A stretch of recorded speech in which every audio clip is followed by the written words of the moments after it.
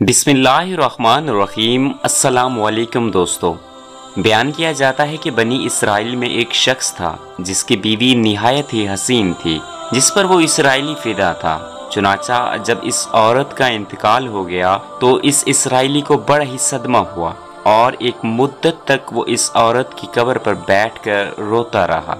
इत्तफाकन हज़रत ईसा अलैहिस्सलाम का इधर से गुजर हुआ तो उन्होंने इस इसराइली को परेशान हाल देखकर इसका सबब मालूम किया। जब इसराइली ने अपना वाक़या बयान किया तो हज़रत ईसा अलैहिस्सलाम ने दरियाफ्त फरमाया, क्या तू चाहता है कि मैं इसको तेरे लिए ज़िंदा कर दूं?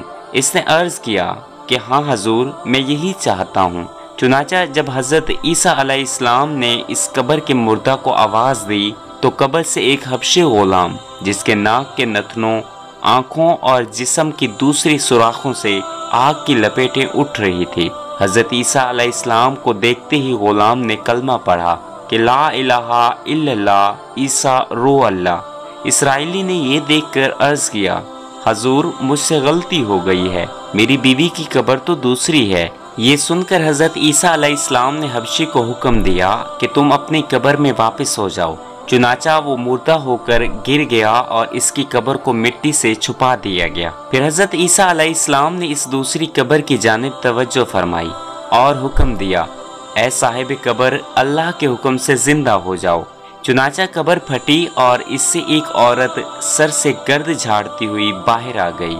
इसको देखकर इसराइली बोला कि या रो अल्लाह, मेरी बीवी यही है। और हज़रत ईसा अलैहिस्सलाम के हुक्म से वो इसराइली अपनी बीवी को हमरा लेकर वापस होने लगा, मगर अरसे से जागा हुआ था इसलिए इस पर नींद का गलबा हो गया।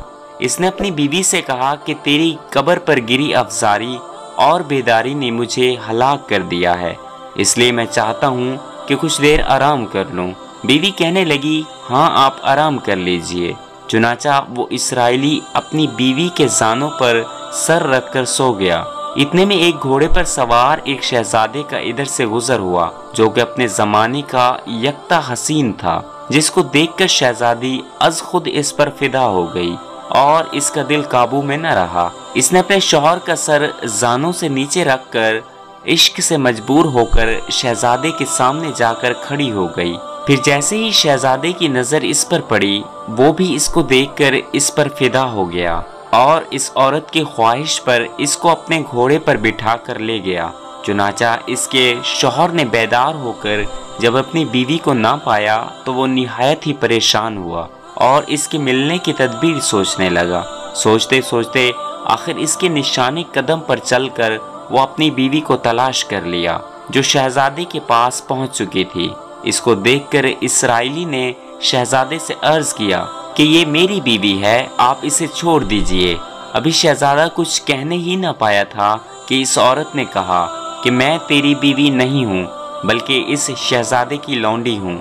ये सुनकर शहजादा इसराइली से कहने लगा कि क्या तुम मुझसे मेरी लौंडी को लेना चाहते हो? इसने कहा, खुदा की कसम ये मेरी बीवी है जिसको मेरे सरदार हज़रत ईसा अलैहिस्सलाम ने मरने के बाद मेरे लिए जिंदा किया है।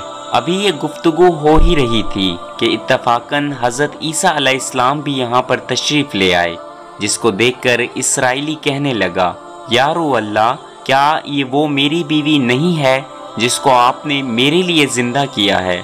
हज़रत ईसा अलैहिस्सलाम ने फरमाया कि हाँ ये वही है। ये सुनकर औरत कहने लगी, या रो अल्लाह, ये शख्स झूठा है, मैं तो इस शहजादे की लौंडी हूँ। जब हज़रत ईसा अलैहिस्सलाम ने फरमाया कि क्या तू वो औरत नहीं है जिसको मैंने अल्लाह तबारक व ताला के हुक्म से जिंदा किया है? औरत ने कहा कि या रू अल्लाह, बाखुदा मैं वो नहीं हूँ। इसके बाद हज़रत ईसा अलैहिस्सलाम ने फरमाया कि जो जान खुदा के हुक्म से मैंने तुझे दी है इसको वापस कर दे।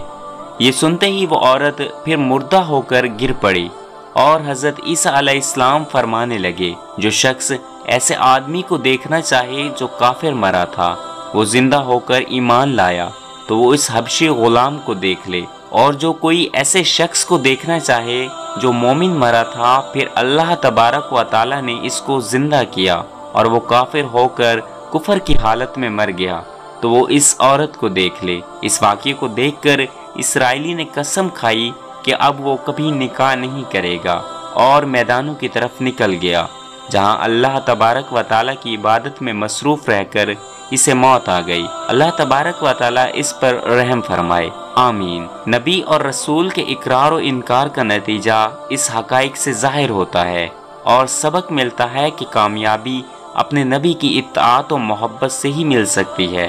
چنانچہ ہمیں بھی چاہیے کہ ہر حال میں اپنے نبی کی اطاعت کو سامنے رکھیں، چاہے دل مانے یا نہ مانے، لیکن نبی کریم صلی اللہ علیہ وآلہ وسلم کے طریقوں کو لازمی اپنایا جائے۔ اللہ تبارک و تعالی اس واقعے سے سبق حاصل کر کے عمل کرنے کی توفیق عطا فرمائے، آمین یا رب العالمین۔